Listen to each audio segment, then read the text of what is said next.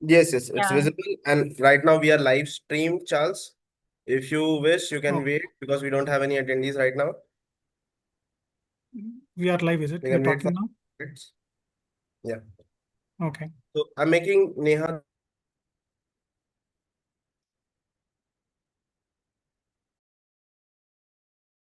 Over to you, Neha. Now you can record this session. Thank you, guys. Best of luck.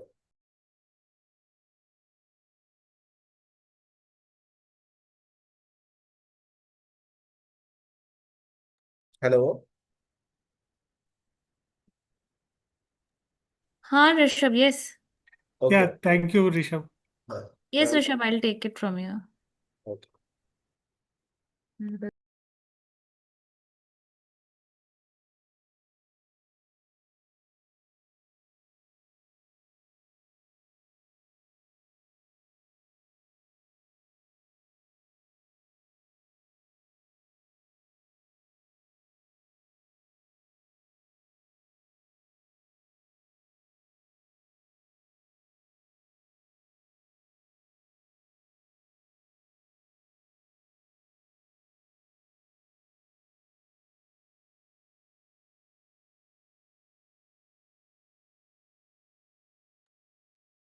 Neha, let me know when you want to start, okay?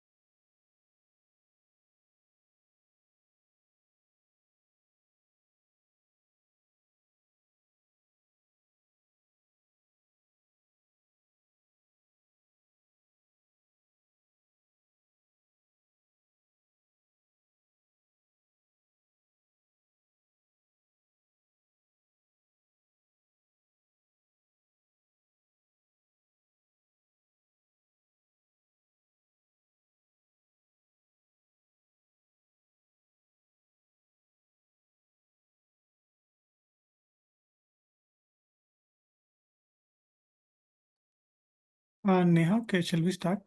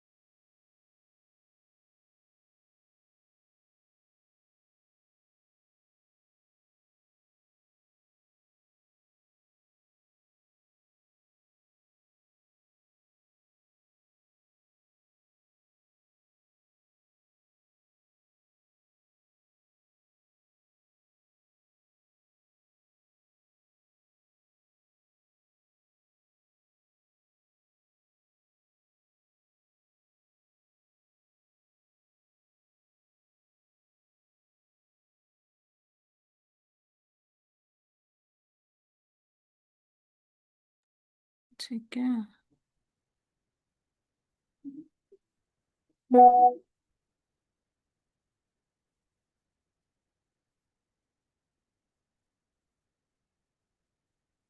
Good afternoon, everyone.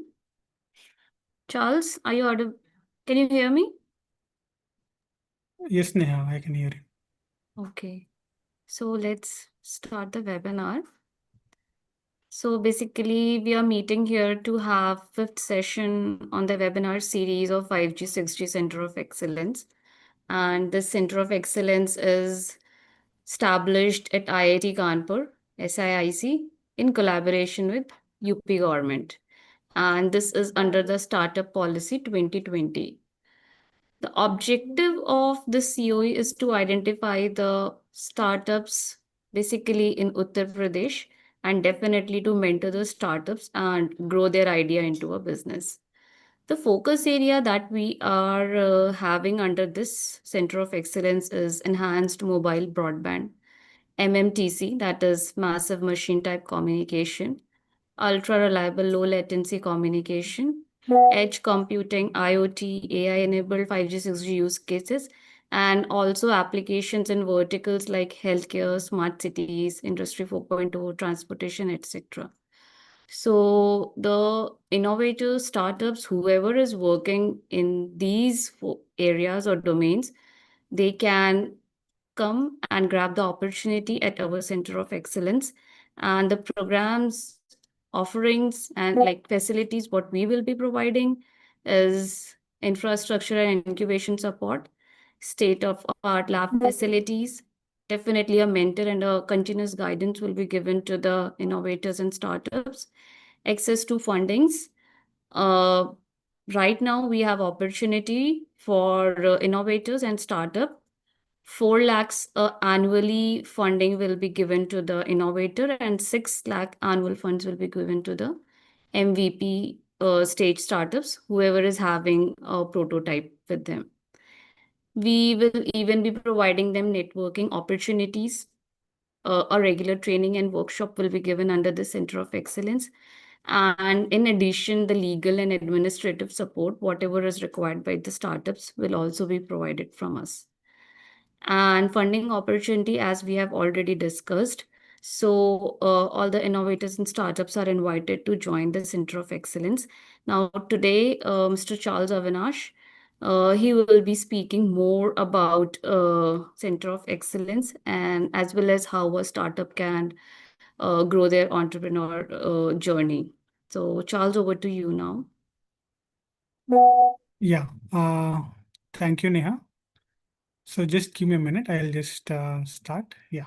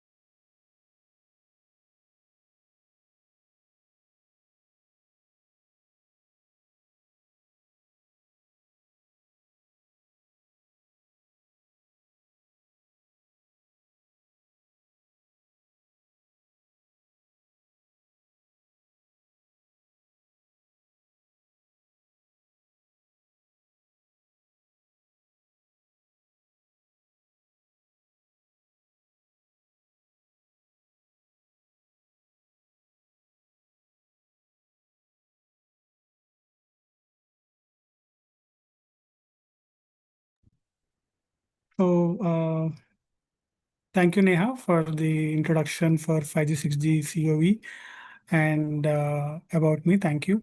So, good afternoon, everyone. So, today the plan is to look at what are the basic important factors to build a successful technology startup.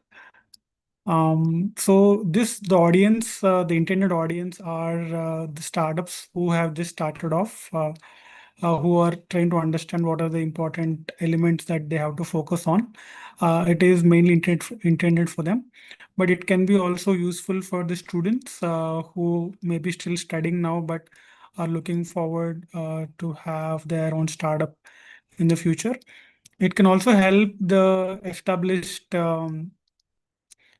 say startups who are mature startups to look at what are the factors that during their evaluation of their say applications in say grants in VCs, etc. So what are the things that they'll be looking at, looking at.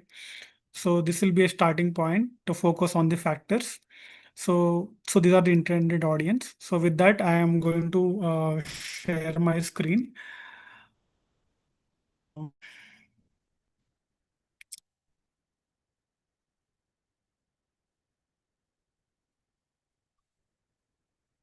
Neha, is my screen visible? Yes, Charles, it is visible. Full Yeah, screen. Done. yeah. I hope full screen is that right? Yeah. Yeah, done. ठीक है.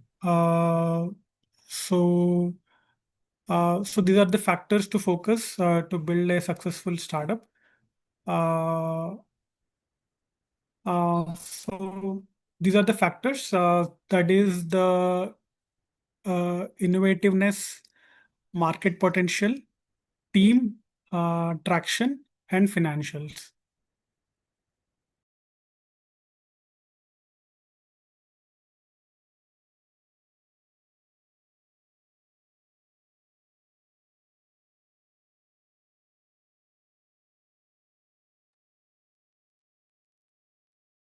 Yeah. So I'll go one by one now. So the innovativeness, and first I'll look at innovativeness. So one of the important factors, especially for the technology startups, it's very important to bring that innovative element to their startups. So one second.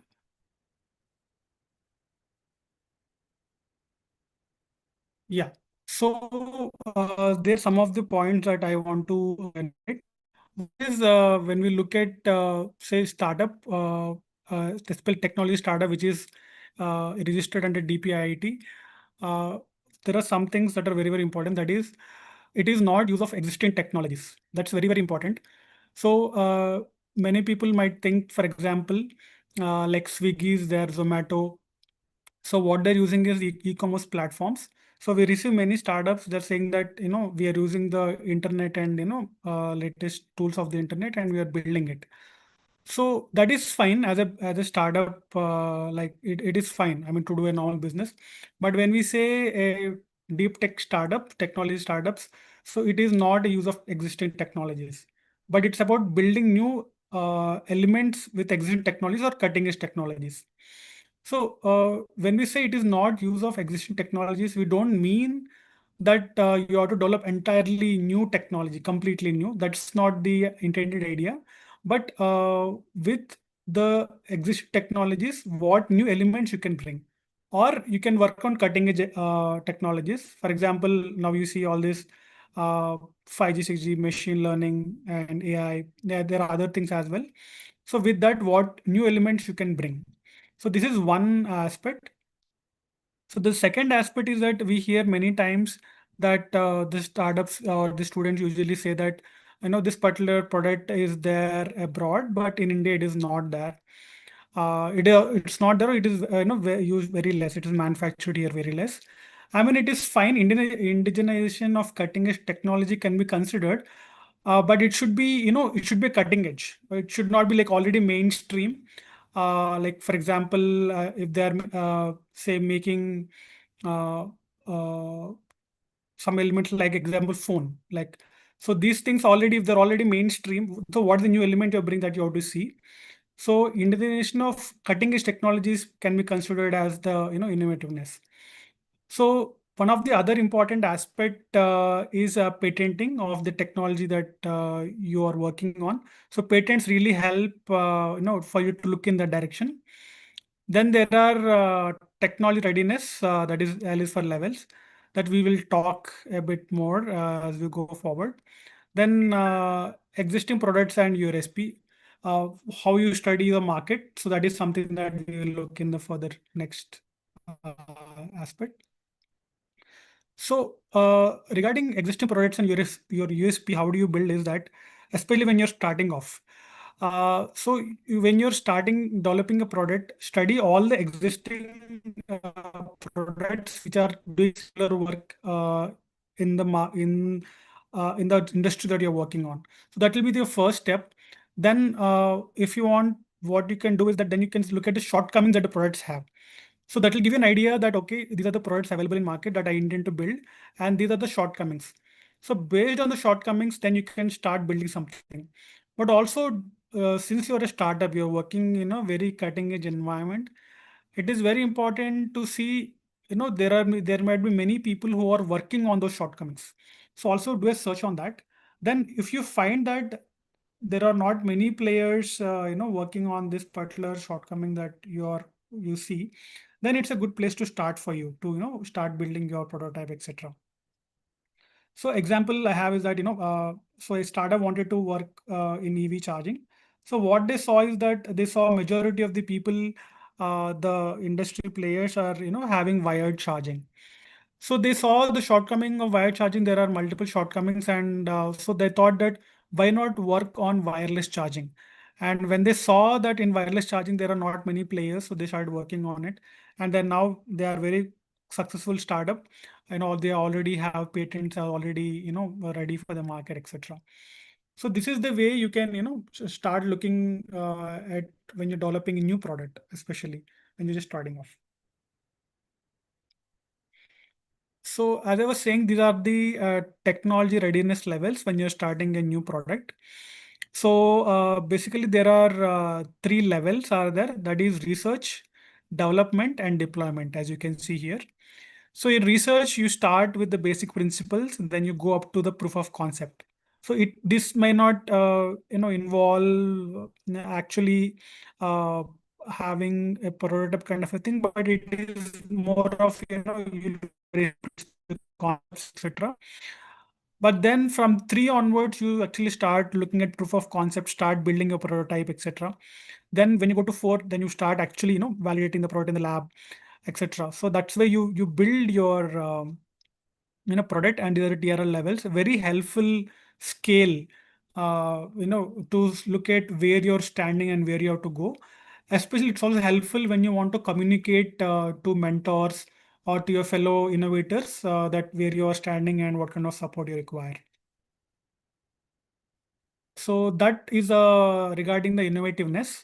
So next is the market potential that you have to see. So what it's very important to see that what is the target market you're playing in. Look at the industry. For example, when you look at the example we saw about wireless charging, that startup. So their market is EV market, right? So that you should have understanding that there's a target market that you want to focus on.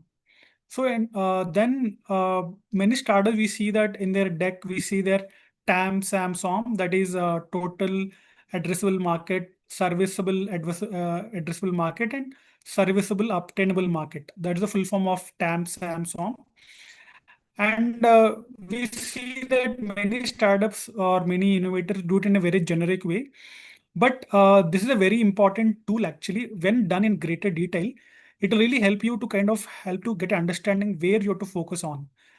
So use this slide in a pitch deck to actually work on it. It will give you a direction where you want to go. And the third important thing is that go to the field, have actual customer engagements. Don't think that till I build my prototype or product, I will first finish my product, then I will go to the customer. That's not a a good approach. The good approach would be from the beginning stage itself, talk to all your stakeholders, talk to the customers, what they require, see all that understanding. That will really give you an idea what is your market, where you have to focus, where you should not focus. So that is the real deal, right? So ultimately the customer is the real deal. So have that understanding. Also have a look at it that the product you are building, and you might think that one market is intended market is feasible, but also keep in mind that that product with little changes it can be helpful in other markets as well. So that's the disruptive innovation which Clayton Christensen in his famous book Innovator's Dilemma talks about how come disruptive innovations comes about. So keep your mind open and keep seeing where are the other markets that your product can be applicable. So this is the second part regarding market potential. Then the third part, which is your team. So team actually is very, very important, more important than you think. So we see many times the startups in their pitch decks, just they have their photos and nothing much about what the startup team has. But the ideal way should be you have your team and your team members, what kind of experience they have, education, and what kind of companies they work. All that having them will give a good idea to the people who are your stakeholders.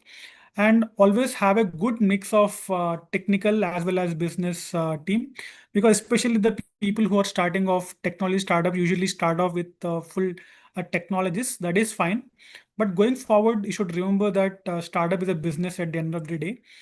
So it's very important to have a healthy mix of technical and business team. And please make sure that you, especially in your decks, please make sure you write that entire details of the people who are involved in your team. And team really makes or breaks the startup. So please, focus on this very much. The fourth important aspect, the factor of to build a successful startup is the traction. So regularly monitor what kind of traction that you're building for the startup. So the product development, you can use the TRL levels. There you can see where is my product development, which level it is there. So am I in say now it is September, right? So suppose for example you're in TRL level 3. So maybe by December you aim that I should be in TRL level 5, for example. So accordingly, you can start working. And that's the way you can also present to your stakeholders that this is the way I am working, this is my product development. So please make sure that you mention this traction, product development, etc. So also mention about your industry partnerships. Very, very important again. As I was mentioning, it's very important to have go into the field and make sure you have all the relevant industry partnerships, and make sure that those are already documented, and those are you have your pilots going on, your paid POCs going on. So these are very, very important startups. Don't wait till the later stage of your product development. I already mentioned about customer engagement. Having a roadmap always really helps. Maybe in a deck also, you can mention that, say you started in say 2023. You can say that in 2023, this is what we are, then 24, 25, and future roadmaps 27, 28. So that really gives a sense for you as well, where you're coming from, where you're going. And also for your own stakeholders, also it will give a really good picture where you go till now, where you're coming and where you're going. So these are some of the important points that you have to keep in mind when you're looking at traction. So this is the fourth important factor when you're looking at building a successful startup, that is traction. So this is the fifth and final point, financials. So make sure you have a very good partnership with a good CA. So that really helps whom you can really on, because CA and chartered accountants and CS, they really play a big role in the startup. So develop a very healthy partnership who stays with you for a longer time, who really gives you an idea. So what is going on with your startup, what should be done, what are the compliances, etc. So have a very good healthy partnership with the CA. It's also very important to develop a partnership with bank and bankers, because ultimately, if you're in the business, you'll understand that, you actually play with the credit, right? I mean, credit is one of the important things. You should understand how to handle it, how to get it, and how to, healthily pay it back. So developing, this is one of the advice I got from a very senior businessman when I was having a conversation with him in the conference. So then I realized that for any good businessman and good bankers and bank, that partnership really is helpful. So make sure you have that partnership. So even though you're a technologist, once you're a founder, please make sure you learn the following. One is the cash flows. So how much is coming in, how much is going out. So this is your, like almost like your oxygen. So because that will, keep your company afloat, how till when you can stay afloat. So cash flows is very important. So please make sure you understand your cash flows and you document them in a proper manner. And please learn how to read the profit loss statements and balance sheets, because your assets and liabilities, how to read this balance sheet. Of course, you'll have your CA, you'll have an accountants to help you with filing or all this. But ultimately, as a business, when you're a business founder, you should be able to really learn what is balance sheet, what is it telling you, all the stuff that you should understand. And the fourth one is your financial projections. Actually, it's a there's a typo. It's a projection actually. So this projection is very important. 3 years and 5 years down the line, it's a very important art, and of course science, because that really tell you where you're going, and even to communicate with your startups, it really help you to look into how your business is doing and how much you will be growing. So these are the 5 points, the 5 factors I think which are very critical for any business. I kept it very short because if I can give many factors, but I think at the end of the day, when I distill it, this is what it comes down to. And any evaluator, any VCs, anyone, they would really look at these 5 factors. I would repeat: one is the innovativeness that your startup has. Second is your market potential. Third is your team. Fourth is your traction. Fifth is your financials. So these are the 5 factors, and I really hope this will help you, with your business. So for further, if you want to talk further, if you want to reach out to us to know further, you can always reach out to us at 5G6G COV. We are building, really helping startups to build their technologies here. So you're always welcome. So thank you so much with this. Thank you, Neha, for your wonderful time. So here I would stop my presentation. So anybody would like to ask questions, so our speaker is available to answer it.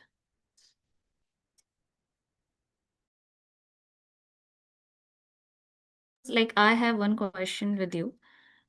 Since you know that 5G 6G is very niche domain, and startups have like started working into this domain. So how a innovator or startup should focus on any domain that does not have labs and equipments ready with them, and it is not easily accessible to the startup. So what steps should startup or innovator should take when they are going to work in this domain, means like niche domain?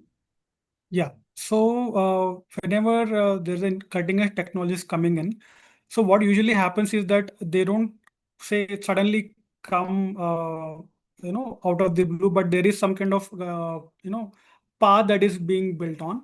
For example, in 5G, 6G, I see that suppose there are already players, the industry players are there who are in this domain. So a good a good start for an innovator is that start reaching out to the industries that are already in this particular game. For example, in 5G, 6G, there might be companies, they might be big, but it's okay. Maybe Ericsson or maybe Mavenir, maybe there are other players, other, maybe companies that are there. So start reaching out to them and talking to them. That really helps. And also there are some professors in some universities who are working on these aspects. So talking to them really helps. Even so, and like Center of Excellences, like like 5G here and Minister of Electronics. So there are other maybe like CDEC, etc. So they're working on those aspects. So reaching out to them, talking to them, understanding what is the current scenario, and based on that, moving forward really helps. Okay, Charles. Thank you for your reply and response. And if yes, Beam, you can talk. Yes, please go ahead.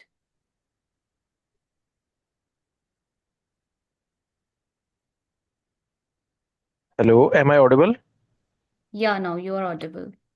Okay, my question is slightly on the 5G only, but slightly on a different note. That what is the current adoption of O-RAN, etc. technology in 5G? And do you see full adoption of O-RAN in 5G, or it is likely to come in 6G only? Yeah, Neha, you can take this question. Okay, so Bhim, like you might be aware about it, 5G deployment is still ongoing, means fully it has not been deployed in India. So we are definitely in the stage of still researching more about the 5G, and 6G is definitely, you are also knowing, it is just into the books right now, and it is only getting researched. So right now, still the development is ongoing in this 5G technology. So it is, it cannot be said that ORAN will only be deployed in the 6G. It could be done in 5G even, since research is already ongoing. So, ma'am, can we say that the present Geo network and Airtel's 5G is not using O-RAN in their standalone 5G as well? No, you can, means, no, they are definitely using it and they are continuously deploying it, and they are definitely more and more researching over it. So right now, like 4G, it is already been done and you know what is done and what is already established. But for 5G and 6G, you cannot right now say that this is done and this can be done. Means it is right now in ongoing phase. So if it's Jio, Airtel, or any company you're talking about, they are still researching on these both the technologies. Okay. And they are partly using it. Yes, they are using it So, partially. Beam, are you a like innovator who is building on the 5G, 6G technologies? Sir, I am the MTech second year student of IIT Jodhpur. Oh, wonderful, wonderful. So what we suggest is, we have our email ID, which will be, shared with you after this meeting. So in that, you can just let us know your query so that, we'll get back to you. And if you are actually trying to build a startup, or a project that you want to do, definitely we will, support you in that aspect as well. Okay? Sure, sure. Thank you. Thank you. Oh, okay, Beam. Okay, all the best. Yeah. Okay, so I guess there are no other questions. So we will be closing the webinar, and thank you so much for all the attendees to join the webinar. And we will be floating our next coming session into this series. So we hope to see you again. Thank you so much, everybody. Yeah.